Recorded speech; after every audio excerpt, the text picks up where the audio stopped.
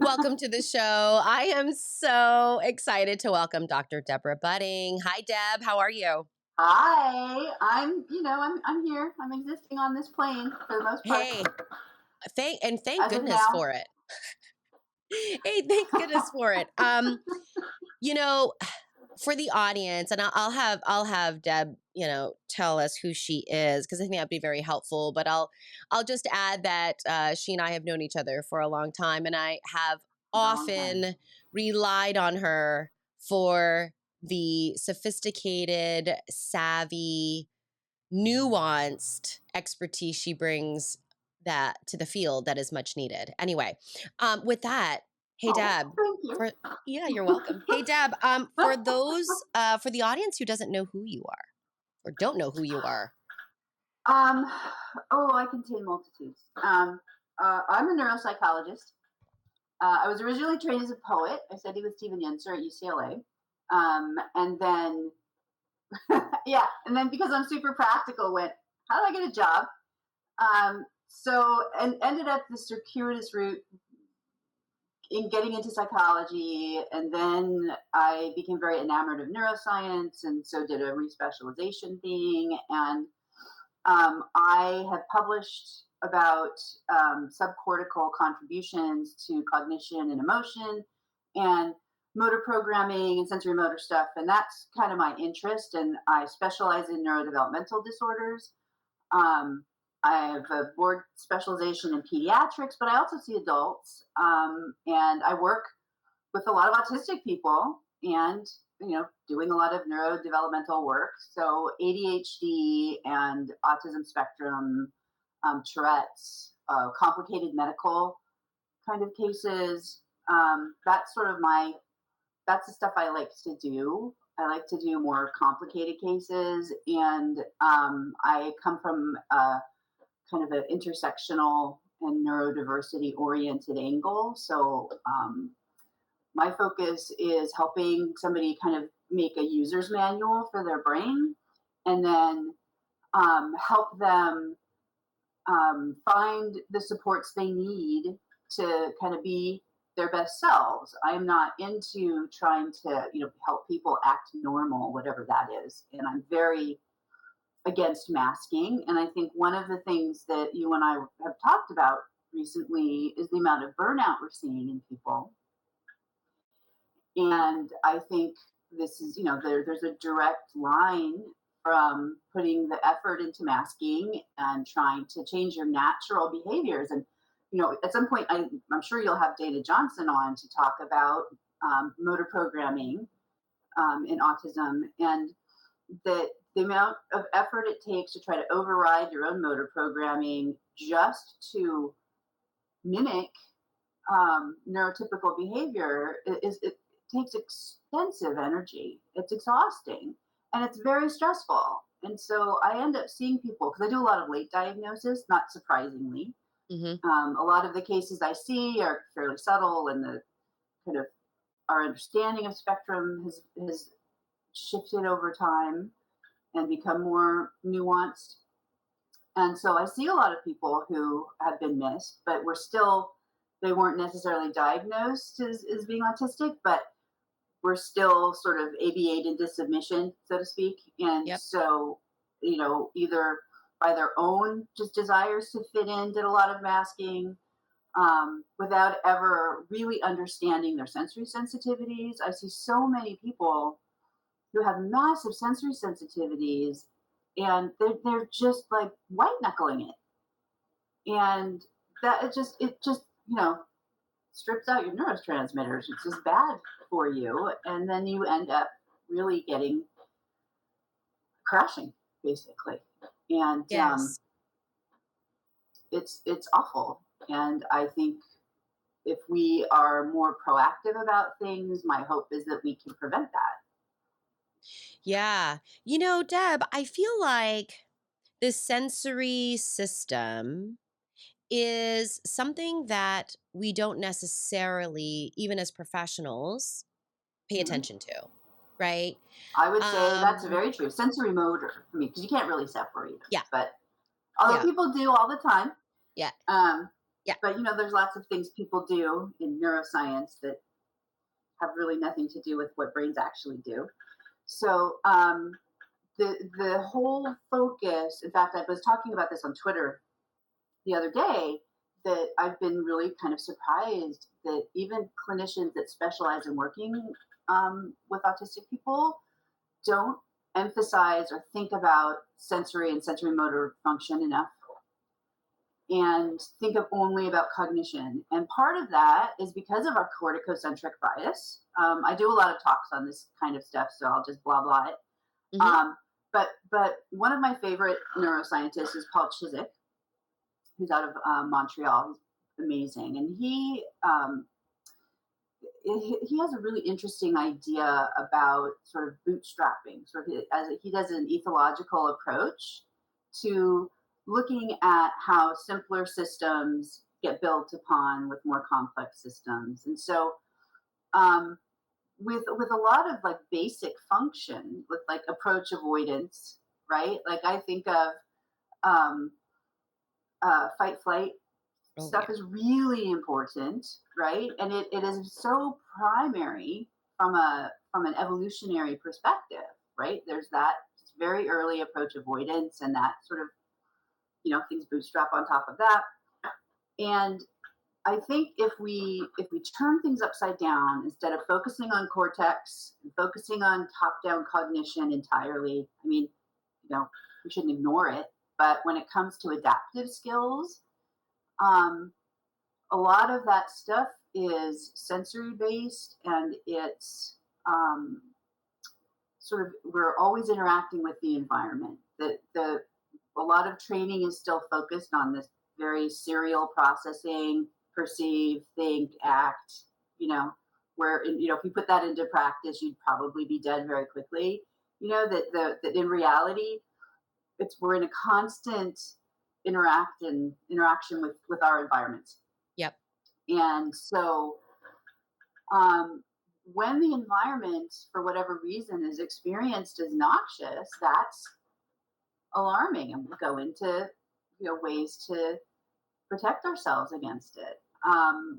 One of the first things I talk about with people, if they've been told to sit on their hands, or not do stimming, or the whole quiet hand thing that people used to do. Yes.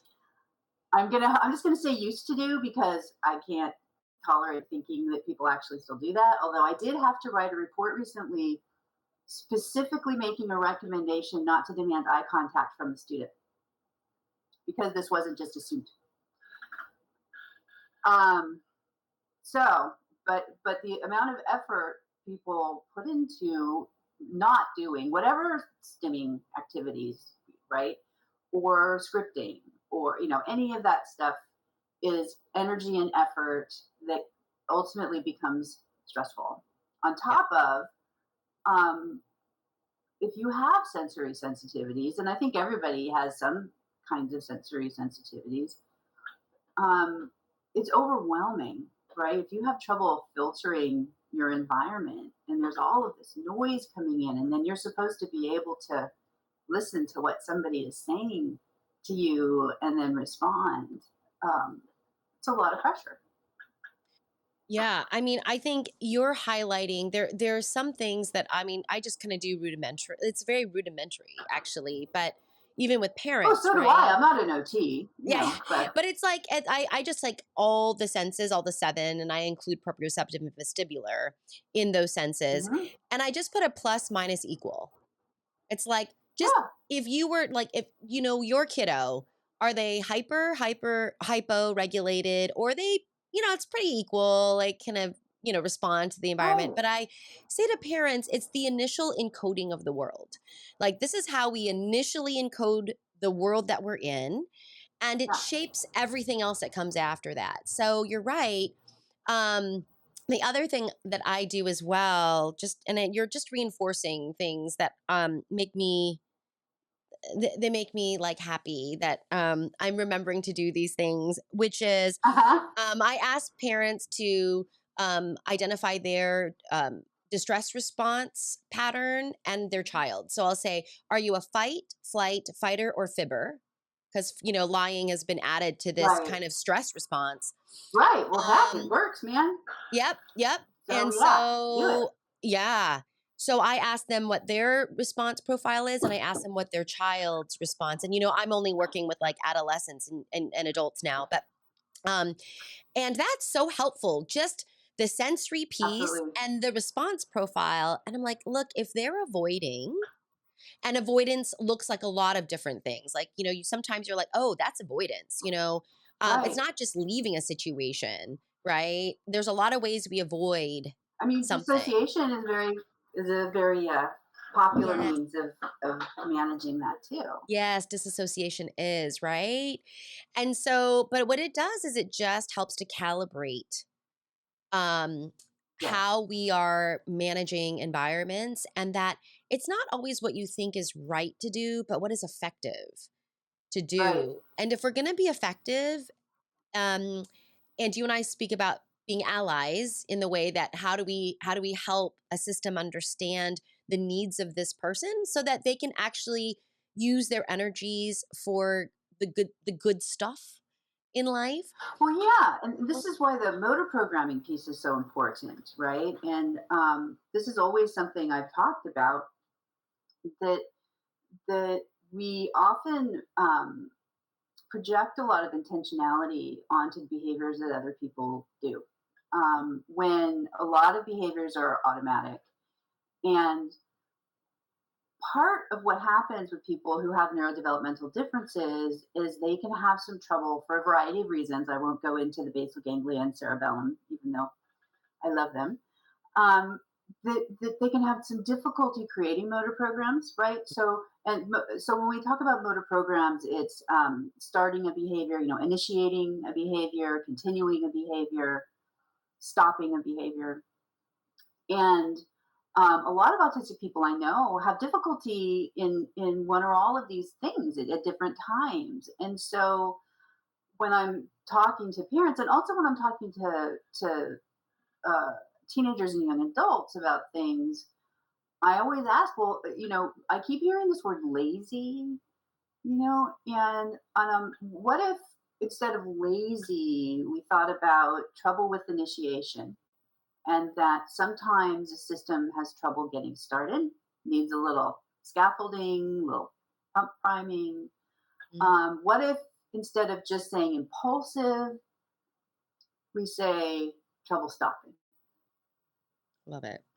Right? Like, because Yeah. I just remember this one young man, largely non-speaking. He had a communication partner, and but I was just consulting because I can't, as a neuropsychologist, I can't ethically assess somebody without access to speech. I mean, I can, but I can't do standard testing kind of Yep. stuff. So, but I do consult with cases, and this one guy kept running past the door, running past the door, running past the door. And then he came in and he typed, my legs won't stop. I really do want to be here, And I'm like, I get it. It's fine. Do whatever, and but I see so many people who interpret things. I just remember one of the best lessons I ever learned. Um, was I used to believe that behavior is communication. And so, sometimes it is. But you know what? It isn't always. Sometimes behavior is motor overflow. Sometimes behavior is just, ooh, the hand feels good flapping in the wind. So I just think that it's very important. And I am not neurotypical. I have ADHD, so I have my own kind of neurodifference. Um, but I also think that sometimes helps me in terms of relating to autistic people and the other people I see, because I don't pretend to be this like neurotypical whatever person. I am pretty straightforward and out with my own differences and my attentional system and things, and I also feel like I know what I'm talking about because I live it, and I am well read and well trained. But I think having a way to engage with people that's real also helps. And, the being doing a neuropsychological evaluation, people are often surprised that I'm sort of the way I am. But I'm like, I work with kids, I'm going to be, I just bought gold temporary tattoos to paint on the kids I see. Oh, I'll hook you up. They Yeah. are so good. Little girl I saw this week left with, she had a rose on one hand and a unicorn on the other. Amazing. Um, but there has to be a way to people know whether you're accepting them or not, right? And they also know, right, especially if they're used to masking, Yeah. because it's a habit. It becomes a habit, right? When and so unlearning a habit can be very difficult. And so many people get used to just being in sensory overload that they just kind of figure that this is the way it is and they just have to learn how to deal with it instead of going, wait a minute, what can we do to, one, help the environment so that it's not so overstimulating to the extent we can? Hmm. What can we do physiologically for ourselves so that we can not be jumping into fight flight? And there's lots of body based interventions that can be really helpful for that. Hmm. And I just am very much about, we are not brains in jars. Yeah. And a lot of times we talk about people like brains in jars. And that is just not, we have bodies. And, there's a very popular talk on TED from Peter Wolpert about the real reason for brains, which is to move. That if you didn't need to move, you wouldn't need to have a brain. And that Yep. thinking is sort of like, is like a secondary benefit. So if you begin to think in terms of sensing and moving, and then go from there, instead of starting with thinking, Yep. it makes it easier, because I don't, like, you can teach all the coping strategies and mindfulness strategies or whatever in the world, but when you're in fight flight, your body's like, "F you, man, I'm dying. Yeah. I'm dying. Well, yeah. Screw you with your breathing stuff." Like, Yeah. you can't access it. There's no access to it. I mean, and this is, for many of my clients who are really verbal, they've got these rich verbal kinds of just functioning. It's just so lovely. And then something happens and they're like, I don't know what to say. Like, that's remarkable. Like, let's pay attention to Yeah, that. You don't have words for that. Well, and right. Deb, what I find too is it's kind of like this hidden thing, right? It's like bandwidth. You don't necessarily see Yes. who's sucking up all the bandwidth, but when you're masking, which is really like hiding who you are so that you can then Yeah. fit in with your outside environment. So for those people, and I've spoken about masking on this show, even with autistic adults, and how Oh, absolutely. hard it is, how much energy it takes, how it really get resentful over time because they just don't feel Absolutely. like there are no other choices. This is my only Right. option. Well, and in a lot of cases, that's true in a work environment that is not accommodating. Like I said, I had for a teenager, I had to write instructions to a school to stop demanding eye contact. I'm like, look, do you want them to listen to you or look at you? Stop being a narcissist. Yeah. Like, why do you have to have them look at you? Get Yep. over yourself. Yep. And um, I just find that more and more, however, I have to say, I'm getting hopeful about people having more understanding of autism and autistic people. Um, because it used to be when I would be saying, "Hey, all right, this is the deal. You're on the spectrum," and I'm like, "Woohoo!" and they're like, "Oh, like, oh no," it's like stamp, "Oh," and I'm like, "No, no, no, no, no, no, no, no," like, this is, you know, that you can have areas that where you're disabled. That's a real thing. But there's also presuming competence, and Yep. there's finding ways to access our own strengths, whatever they are, while acknowledging things that are difficult and getting assistance with that. And the problem I have kind of with the whole ABA and behavioral modification approach is that it's coercive at its base.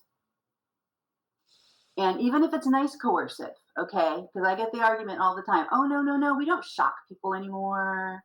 We don't punish them. I'm like, well, but I had somebody come in my office the other day saying, um, when I asked, oh, hey, so what are some of the things you like? Froze, and I went, whoa, whoa, whoa, what's going on? And said, I'm afraid to tell you what I like because what if you try to use them as rewards for me to do what you want?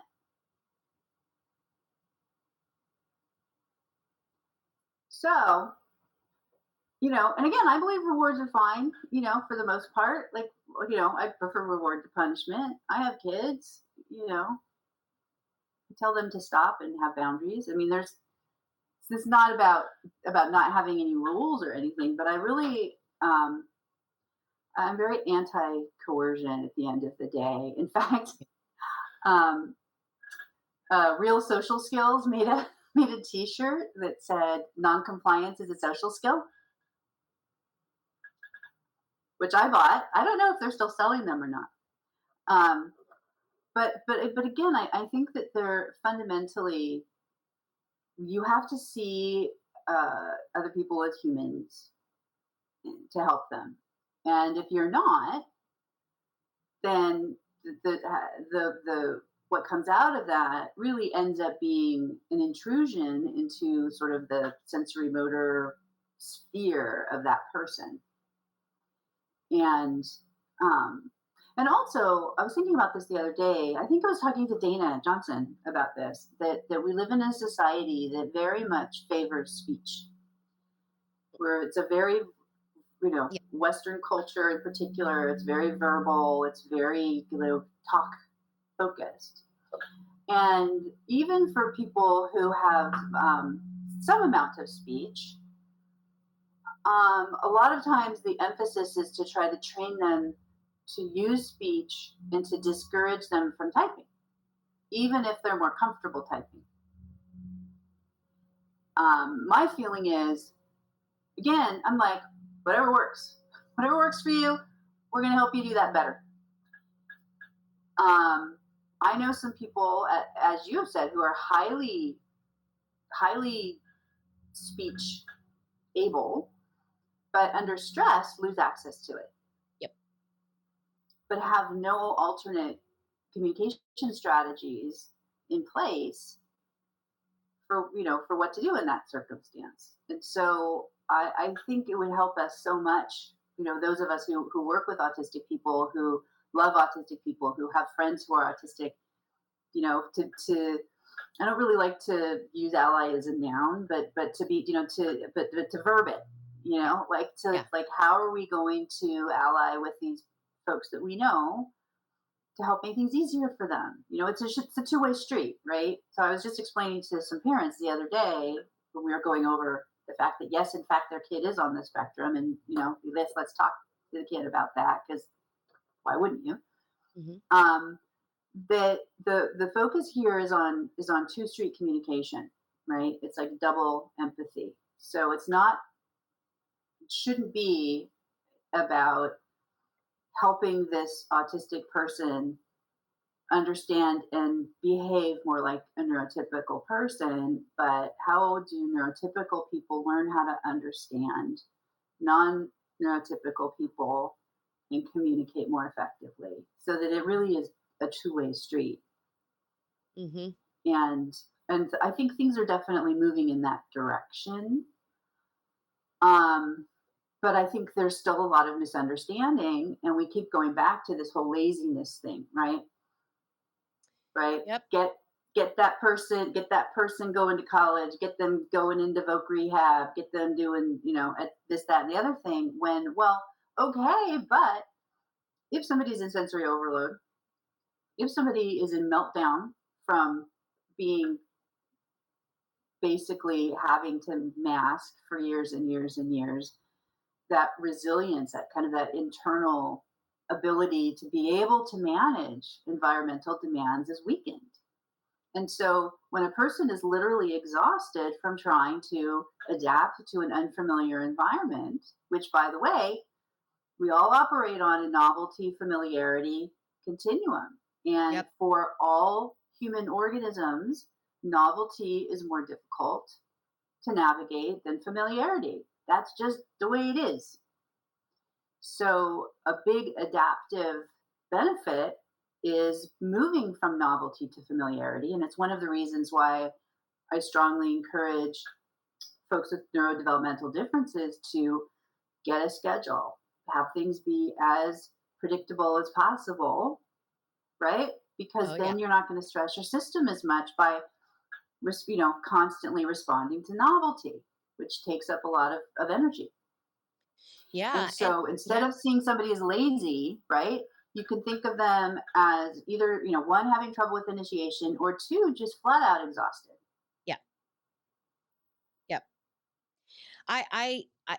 Deb, I think these points are really, I agree with you. I think there's some improvement here, but I don't hear this largely in the IEP meetings that Except for I'm at. autistic people Eh, talk about it all the yes, time, but they nobody do. listens to autistic people, Yes. I mean, and that's apparently. why that nothing about us without us kind of war cry is so critical. It's like, wait a minute, Absolutely. if you're going to make rules for us, policies about us, you're going to set our schedules, shouldn't we be involved and at the table? And Absolutely. from a schedule perspective, so it's funny because when I'm writing goals after my transition assessments, I inevitably have a schedule goal. But the schedule is really about empowerment, which is Right. at what point can we hand the schedule over to the student, over to the young adult, over to the adolescent for them to make some choices like, wow, how much do I have in the tank this morning? What Yep. demands can I face or handle that I'm going to feel good about at the end? And when do I Right. need to say that's enough? And I find that what happens in that work is that the self awareness is not developed yet because they have been told externally what they should or should not be doing. So there Right. hasn't been like this. Regardless. Yeah. Yes, there hasn't been like this development of like this internal compass of, oh, Right. like I said to a client the other day, because he wanted to go to a birthday party, and I said that's great. He's like, but I'm just so tired. But I don't want them to think that I don't care about them. And I said, okay. So we generated some other ways to show that he cares. But I said, um, how about only going for part of the time? Yeah. And he said, One piece of advice I give is always be the first person at the party so they can adapt to you instead of yeah, you adapting to them. yeah. And he said, I never thought that was an option. Right. Like, it's just like kind of coming into that collaborative problem solving, which I see to be building some steam, which I really love. How do we Yeah. collaborate and understand and then go, okay, is this a demand that you're ready for today? Because you might have to mask there because it is a job, it is an interview, it is there are Right. certain circumstances that it happens, but that you turn that on and off like a switch. Like it's not Right. just You on get to defaulted. decide. Yes. Right. And you get to decide. Well, and also this comes up with, I see a lot of people with kind of multiple disabilities. That sort of triad I see a lot of times is people with Ehlers-Danlos and POTS and mast cell dysfunction. Mm. And these, for a long time, were considered psychological and not real. And so a lot of, actual physically based fatigue got blown off as imaginary. But it's a real thing that a lot of people struggle with. And so I'm very fortunate in my neck of the woods. I know a really fantastic GI doc who's great. Like she works with a lot of mitochondrial disorders. She knows everything I know about MCAS. I know from her, and um, so the other piece to me is that many people on the spectrum have other disabling conditions, that need attention, that are subsumed under, well, this is just, you know, their autism stuff. And I'm like, well, we're not, there's no, you don't cure autism. That doesn't mean you don't treat underlying medical issues that are a source of difficulty, right? Like, if Yeah. you have epilepsy, you treat your epilepsy. Then you're autistic with controlled epilepsy, but this idea, I mean, we seem to be moving away from the cure idea more, but I still see stuff popping up on my timeline about research about prevention, and I'm like, why?